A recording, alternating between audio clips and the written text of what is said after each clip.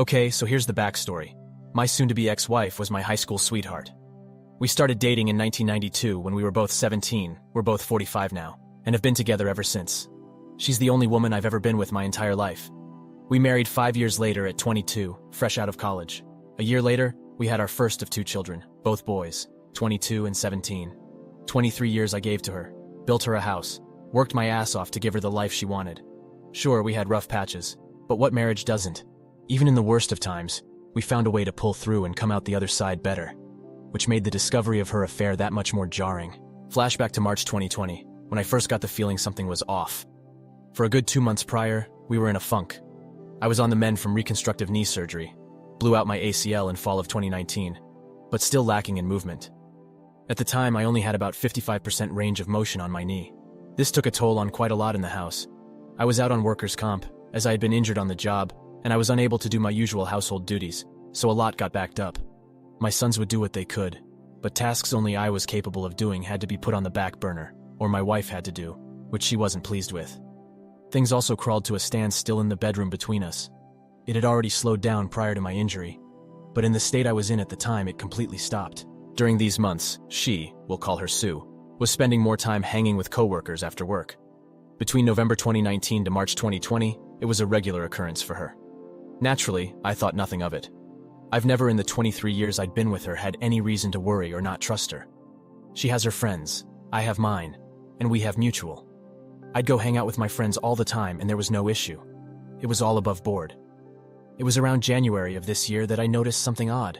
Sue started getting noticeably distant with me.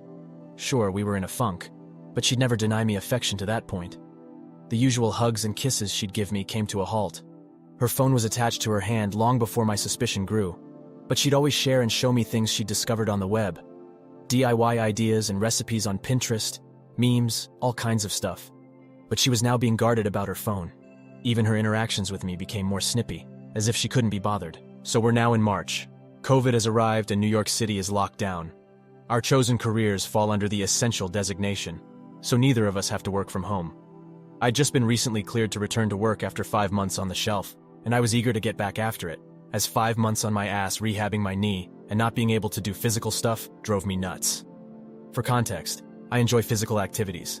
I'm an avid martial artist, and I'm typically in the gym 4 days a week, on top of all of the home projects I did. Within a week or two of the lockdown, my soon-to-be ex-wife alerts me that she's going to have to start putting in extra hours. Again, I think nothing of this because of her field. Of course, I was under the assumption it'd be every other day. But no, it was every day. And not just an hour or two. She'd come home 3 or more hours later and go straight to the shower, spend a little time with me, a little time with our 17-year-old. Our 22-year-old leaves with his girlfriend crosstown, and then go to bed. As I'm able to support myself on my knee better, we started getting intimate again. But as you'd probably guess, she wasn't mentally or emotionally present for it, which I noticed quickly. So by early April, the picture started getting clearer to me. All of the signs were pointing to the idea that she was having an affair. That's when I decided I needed to find answers. So I scoured the internet on things I should be looking for. Signs of infidelity in one's partner, and sure enough, she was pretty much ticking all of the boxes on such behavior. So then my search inquiry advanced to how do I find proof? I started with her social media. Looking at her Facebook entries from months prior, it's pretty much the usual. Pictures of us and our sons, pictures with her and her friends, and more than a few pictures of her nights out with coworkers. In these pictures, it's a mixed bag of her closet's friends from work, and a couple folk I've never met from her work. But I see one recurring thing in a number of these pics. One guy. In every picture he's in, he's rather uncomfortably close to her. His arm is around her shoulder, or his hand on her lower back. Way to close for a guy I've never personally met. Needless to say, that put a sour taste in my mouth. But that wasn't the worst of it. No. The worst was the fact that apparently this dude is a friend of hers on Facebook and follows her on Instagram. So I go to look up his Facebook account, and wouldn't you know it, I'm blocked. Why the hell am I blocked from seeing this guy's Facebook account? But he's friends with her on Facebook. Yep, now I'm in Batman detective mode. At that point, I wasn't even trying to deny it. I knew she was cheating on me with this guy. My mission was to find out for how long. And over the course of April and May, that's what I did. You know, I never had any clue the depth of info you could secure from phone, text, and email records up until then. We have a family plan cell phone package, and I was able to pull up quite a bit of data. My soon-to-be ex-wife's data history was telling. The two most frequent numbers she had interacted with from October 2019 to April 2020 was my own and a number I'd never seen before. Take a wild guess whose number it was? A quick check on Google, and I confirmed it was the dude from the photos who blocked me on Facebook. We'll call him POS, because that's what he is. Again, the picture becomes even clearer at this point, but a lot of their messages and texts were disjointed, which meant she was deleting a lot of them. I knew she was cheating on me with this guy, but nothing in the data could serve as a smoking gun. I needed more evidence. It's at this point that I tell my best friend Oz what I had found. He asked me did I confront her with what I had, and I said no because I felt like it wasn't enough. That's when he told me about an app that I could download to apparently spy on her communications in real time. I won't say the name as I don't know the rules on that here. I got it installed, sync up my data plan, and waited. Within days of doing so, I finally saw it. A text string between the two of them, talking about how much fun they'd had the previous night, and making plans to do it again that weekend. Boom. Gut punch. To say I was completely devastated was an understatement. I guess that moment counts as my D-Day, and for the next 2 days after, I was just broken. I actively distanced myself from her those 2 days immediately after D-Day, which she was noticeably shaken by. She'd try to console me and ask me what was wrong, but I'd brush it off and leave her presence. I couldn't even look at her. This woman, who I gave 23 years of my life to, who I have given everything I could and more to as a husband, and she stepped outside of our marriage for a guy just 5 years older than our eldest son. By the third day, I wasn't even sad anymore, I was pissed. I contacted Oz to let him know my suspicion was confirmed, and he asked me had I confronted her yet. My answer was no, and I told him I wanted payback. I didn't want to just divorce her. I wanted to destroy her. I wanted to leave her life in shambles and fucking ruin her. It was going to take time to do so, and I devised a plan. In my readings and research on infidelity, I had saw a quote that resonated with me that went, "The enemy of infidelity is unpredictability," or something to that ilk. That was going to be the basis of my plan. I was going to make her life hell on wheels, while also secretly planning my exit strategy. So we're now in early June, and I've still got the app installed. Pretty much every night, I'm gathering as much data as I can, seeing their back and forth messages. They're talking like it's a full-blown relationship they're in. Sexting, lovey-dovey romantic stuff, nudes, the whole freaking bag. At that point, I had stopped looking at any of it. I was just collecting info and cataloging on my private FPS server. Meanwhile, I start doing things out of the ordinary. I start going out at odd times. I start coming home even later than she does. In her presence, I'm on my phone a lot more than usual, and when she asks, "What are you up to?" I just simply say, "Just stuff," and put my phone away. I'd also change my login info on everything, so she couldn't access any of my stuff. Mind you, for our entire marriage, we'd never hid anything from each other. But right around I'm assuming the start of her affair, she changed her password on Facebook, as well as on her phone, stating she had to because of the security breaches in recent months. Yeah, really nice cover for hiding your affair from your husband. Anyway, I'd clued Oz in on my plan, as well as telling my older and only sister and 2 more of my closest friends what was going on. These are people I trust with my life, and I swore them to secrecy. For context, Oz and I have been friends since we were kids. The other of our friends, Joey and Nina, we've known since high school. Make note of Nina, she comes into play down the road. July comes and my soon-to-be ex-wife is in full paranoia mode. She's texting and calling me a lot more frequently now, asking me if I'm going to be home when she gets home. When am I coming home while she is and I'm not? Asking me what am I up to, the works. I can see the seed planted in her head the month prior is starting to sprout, especially in her communication with POS. She's confiding in him her doubt and confusion, telling him that I'm getting cold and distant. The fucking nerve of this woman. In the interim of these interactions with POS, she suggests that maybe they should stop meeting up at our house because she has no idea if I just show up, confirming that yes, she's had this fuckwad in my home. Thanks, Sue. POS asks her in that specific communication if she was worried about me potentially cheating on her, which actually pissed her off. I can't even begin to describe the level of joy and how many laughs I got out of reading that exchange.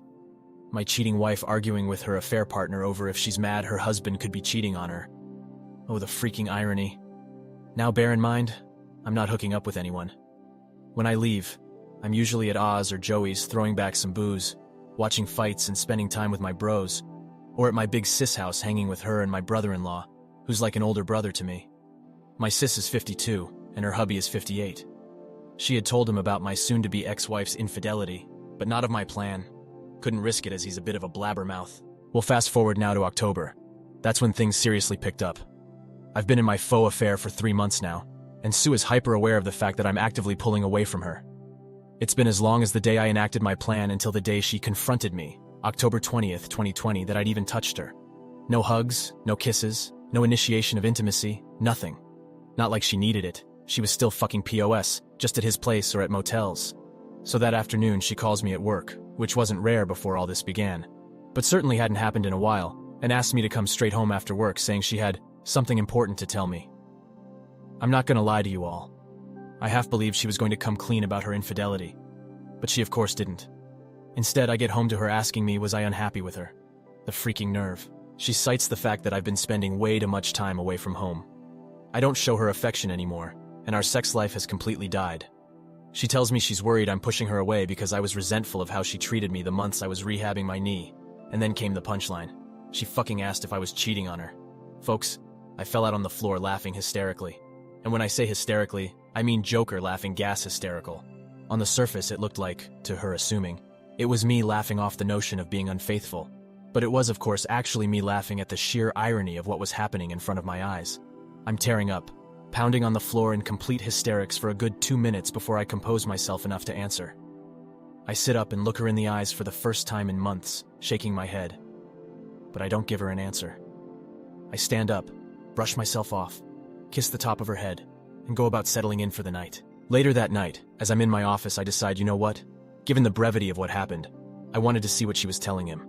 So I fire up the app, and sure enough, they're actually texting in real time. She tells POS, I know he's cheating on me. I asked him tonight and he literally laughed in my face. He fell on the floor and laughed for like 5 minutes. It wasn't 5 minutes, obviously. He doesn't even care how I feel anymore. I don't know how or why, but he's gone. I know I've lost him. This is karma, I know it. The smile I had on my face reading that must have resembled the Cheshire Cat. She was breaking. POS attempted to console her, saying that if I cared enough for her, she wouldn't have had to come to him to give her what I wasn't giving her. But the tone of her responses told me she was having doubt now. She had the nerve to step out of our marriage because I was unable to fulfill my role as a husband due to legitimate injury, and kept the affair going for at that point nearly an entire year. But the idea of her losing me to another woman was enough to make her waver? What a fucking weakling. Now, during all of this, I was also exacting the second part of my plan for payback, getting all of my affairs in order financially. In September, I had met with a family attorney to get the ball rolling on divorce paper, with the mountain of evidence I'd piled up to that point. New York is an at-fault state as far as divorce, and the overwhelming amount of proof I'd gathered displaying Sue's infidelity pretty much solidified I could nail her to the freaking wall in a divorce case. My lawyer instructed me to get all of my financials in order in preparation for whatever division of assets might come as a result. I want one better than that, so I started secretly pulling all of my money out of our joint account and putting it in my personal account. I also started shopping around for an apartment as part of Phase 2. We're now in November, and I've not changed my behavior. In fact, I've ramped it up. This is where my friend Nina comes into play. For context, Nina and Sue have never been what you call close. I met Nina freshman year of high school 2 years before I met Sue. Even way back then, Sue has seen Nina as a threat, as she's my closest female friend. There's always been an implied, I don't trust her from Sue regarding Nina. She's never addressed it directly, but it's obvious to anyone who pays attention. Conversely, Nina's never been a big fan of Sue. Early in me and Sue's relationship, Nina called to attention to me how Sue was pretty much imposing herself into our little square of friends, whereas I didn't do the same with Sue's set of friends. That irked Nina because she knew why Sue was doing it. Her. Among Sue's circle even now, there are no male friends, aside from POS. Whereas Nina is the only girl in my square. Nina had been stuck overseas due to the virus and finally returned to NYC November 3rd. Oz, Joey, and I decided we were going to celebrate her return with a night at Joey's house for dinner and drinks. There was only 5 of us, Oz, Joey, Joey's wife, who is also Nina's sister, Nina, and myself. Sticking to CDC guidelines, we take the corona very seriously. Nina, being the evil mastermind she is, comes up with an evil idea to trigger Sue. She suggested we take some photos in the same vein of the photos I discovered of Sue and POS months prior, and post them to my Facebook. And that's just what we did. It wasn't until the 5th that Sue got wind of it, as I'm guessing a few friends noticed my updates and saw how uncomfortably close I was with Nina. This really fucked her mind up, because she still believed I was cheating, and I can almost guarantee she wanted to accuse Nina, but she knew that Nina had been stuck in Europe for the majority of the year. Still didn't stop her from attempting to dress me down that night for being so, as she said, handsy in the pics. I saw this as a golden opportunity to deliver the lead jab for my knockout blow. I say, So what about the pics with you and POS from last year? He was pretty handsy in them. But did you see me get bent out of shape over it? Deer in headlights. It was the first time I even mentioned the dude's name throughout all of this. The hamster wheel in her head started reeling in real time as she tried to explain away those pics. To that point, she hadn't even known I saw them. That's how little I use Facebook. When I actually do post something, it's like an event to people, which is why the pics with Nina specifically got so much traction among our circles. And explain away she did. He's that way with everyone. He's just a really friendly guy. I can see how it looks, but there's nothing there. I'm sorry if those pics hurt you. I'll delete them. No. The pics aren't what hurt me. The year you've been fucking the dude whilst lying to me that you're working extra hours and hanging with friends is what hurt me. But vengeance, as Lieutenant Commander Worf from Star Trek so famously said, is a dish best served cold. From that night, Sue was being extra specially clingy and attentive to me. Like, annoyingly so. She's tried to initiate affection and intimacy with me, and I'd stonewall her at every chance. All the while, I'm still archiving everything she's saying to POS. Mind you, by this point, I'd long since gone numb. Any desire I might have had to save my marriage was dead. I checked out the day I enacted the first phase of my plan. She's confiding in him that I've gotten worse, that she doesn't know what to do, and she feels like I absolutely hate her. I do. Then comes the bombshell. She says she can't see him anymore. The guilt is too much for her, and she feels like karma is suffocating her. She can't risk losing me. She says that she loves POS deeply, but she's still in love with me, and she has to save her marriage before she loses me. No, my dear, you're about 8 months too late for that. POS loses his shit, saying such lovely things as, he doesn't love you the way I love you, and, you're making a mistake, you can't just throw me away like this. That text chain would be the last they'd have until about 3 weeks ago. Throughout the remainder of November into December, Sue is stuck in limbo. She's trying to gauge where my headspace is, and is still unable to tell if I'm actually being unfaithful. Meanwhile, POS is steadily blowing her phone up daily, but she's not responding to him. I'd see her check her phone often, then quickly put it away. Meanwhile, phase 2 of the plan was now officially complete. The divorce papers were done. I'd found me a studio apartment in Co-op City, New Yorkers will know the area, and signed a 2-year lease on it. All of my money was in my personal account. I was ready to throw my haymaker. So we're now at Thanksgiving. My oldest and his girlfriend were hosting a small gathering of our immediate families. So them, oldest and his GF, oldest's GF's parents, she's an only child, myself, Sue and our youngest, we have a great night. My oldest's GF is studying to be a chef, and she did all the cooking herself. The girl can freaking cook, let me tell ya. As I had to keep up appearances of nothing being wrong between Sue and I initiated affection with her several times that evening. Kisses on the cheek, cute little hugs, wrapping my arms around her shoulders from behind. The gestures didn't go unnoticed by her, as she reveled in it. Bear in mind, this was the first time I touched this woman since I kissed the top of her head the night she confronted me in October. So just about 2 months. Not gonna lie, I felt repulsed doing it, but I had to. I couldn't risk the plan, and me being distant to her in the face of my boys, my oldest GF and her parents would set off alarms. So my youngest decides he wants to stay over with his big bro for the night. So Sue and I head home. On the drive home, she thanks me for being so good to her, and says, I don't know what you're going through, baby, but I'm here for you. I had to hold off busting out in maniacal laughter again, and responded saying, I know, I just need time. So for the first time realistically since springtime, we had sex that night. I figured fuck it, with what I'm about to do, may as well get some action before I delete her from my existence. I won't go into detail, but it wasn't lovemaking. When I was finished, she was a lump of flesh laying there, trying to figure out the direction of the truck that ran her over. No cuddling or anything after. I just got up, showered, and then went to go sleep in my office. To her confusion, though, I used a condom. First time 2 damn decades I did. She was definitely perplexed by it, but she didn't ask questions. Sure as hell wasn't going raw in her knowing that she'd been doing so with POS for months at that point. I wake up the next day and check my handy-dandy spy app, and for the first time in weeks, she responded to POS. Dude went full novella. He professed his love for her, said she was wasting her time trying to rekindle a flame in me that died, that she'd been in a prison with me for 23 years and deserved to experience the love and affection of a man who would cherish her. Mind you, this dude is 27 freaking years old, 5 years older than our oldest son, and he's that sprung on a 45-year-old married mother of 2? What a grade A high-quality simp. She chose to blow up our marriage and destroy the home we'd built for this dude? Pretty boy with a soft side? Ha! She responded saying pretty much the same thing she said when last they talked, that she loves him and enjoyed their time together. But she can't lose me. I'm still the love of her life, but she'll always have a place for him in her heart. That they can still be friends if he chooses, but the physical relationship between them is over. He begged her to see him one last time that week, and yep, you guessed it. She said yes. One more for the road, right? Who am I to say anything? That's what I did to her the previous night. Of course I added all of that to the archive I'd compiled. December 4th is when Phase 3, the final phase of Operation Shinobi Ghost, started. The divorce papers were in hand. My new place of residence was set up. Now I had to slowly start moving my stuff out of the house. But first, I had to break the news to my boys. I called my oldest to the house that Friday night, had them join me in my office and laid everything on that table. Not the specifics, but that their mother had been cheating on me for over a year, and I was going to be filing for divorce soon. My 17-year-old was especially shaken up by this, because he himself had recently experienced his first taste of infidelity. Yep, his first girlfriend had cheated on him just 4 months prior.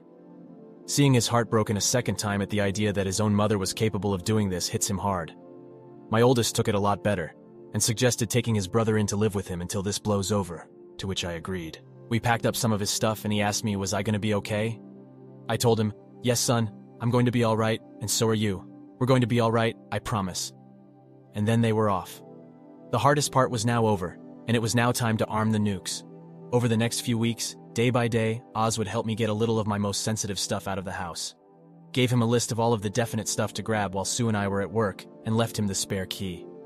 This was all stuff Sue wouldn't notice was missing unless you told her it was gone. I'd also gotten a new phone and phone number, and told everyone who needed to know, Oz, Joey, Nina, my boys, Big Sis, and my mother, my new contact info. Meanwhile, I'm keeping up the rows with Sue, and she's none the wiser, trickling bits and pieces of affection to her just to keep her off of the trail, whilst she's still in contact with POS. Not to the extent that they'd been prior, but there's still an emotional thing happening. The fog is faint, but it's still there. All the while I gather everything, and I do mean everything. Every bit of data I've archived since I started the plan. Call logs, texts, pics, emails, everything, and start making printouts. Folks, I must have spent over $1,500 on Staples supplies, printer ink, paper, binders, the works. And I cataloged everything in order, from the beginning of the affair until that last bit 2 weeks ago, December 16th in the binders, 14 of them. I then put each one in a box and gift-wrapped each, addressing them to various people. My mother, my father passed 7 years ago, her parents, her 2 sisters, her brother, her HR department. Did I forget to mention POS works for the same company, and there's an expressed rule against intercompany relationships because of the nature of what she does. Several of her friends, POS and POS's parents, lugged all of those freakers to the post office and shipped them all out December 16th. Estimated time of arrival for delivery, December 22nd, 24th. Perfect. So we're now at Christmas Eve. Sue comes home around the usual time, no idea if she'd seen POS. I'd stopped tracking her on the app the 18th. Figure I'd gotten all the mileage I needed from it. As per usual, she showers, hangs out with me a bit. I blow her back out on the living room couch. I know, I'm a freaking a-hole. And she turns in for the night. The final phase was upon me at long last. The nuke I'd been arming since June was finally about to be launched. In the middle of the night, I woke up and wrapped up one of the 3 remaining binders, with the divorce papers taped to the inside cover, and set it on my side of the bed with a note that said Merry Christmas on it. Next to it, I left my old phone and the business card of my lawyer. I packed up the remainder of my most needed items, enough to fill 2 backpacks, and I left my home that I spent 23 years in for the last time. That, my friends, was 1 week ago. To Sue, I am completely off the grid. Gone. Shadow ghosted.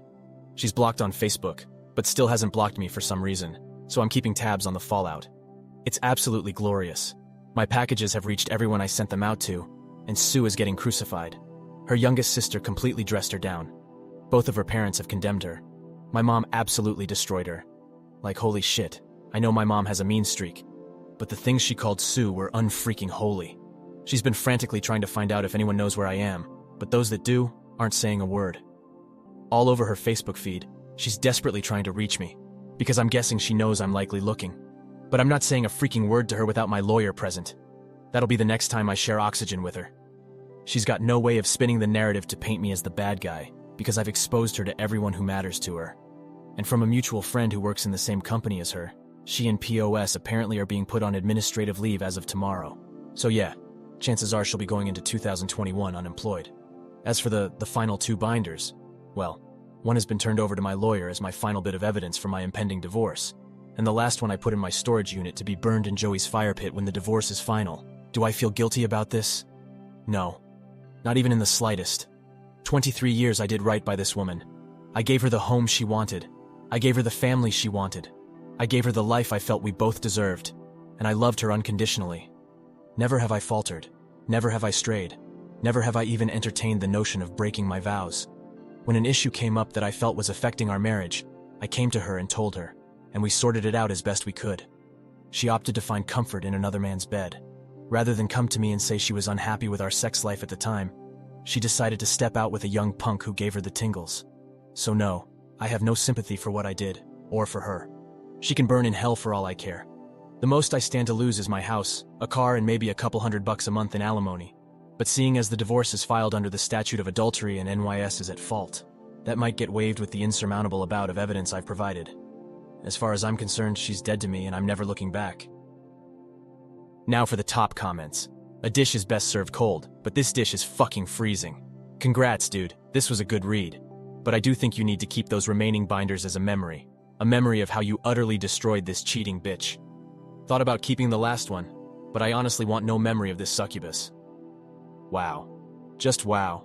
I'm younger than your marriage was, so I may not have the slightest idea of what you're going through. But I can see you're one tough man who sticks to their principles. My mom never married after my dad died 17 years ago. I never understood why until now. When you love someone so much, it must hurt like a bitch to see them gone. And you retaliating in such a manner showed me how much you loved her, in such a twisted but pure way. I might not agree with your methods, but again, I quite literally have less than half of your life experience.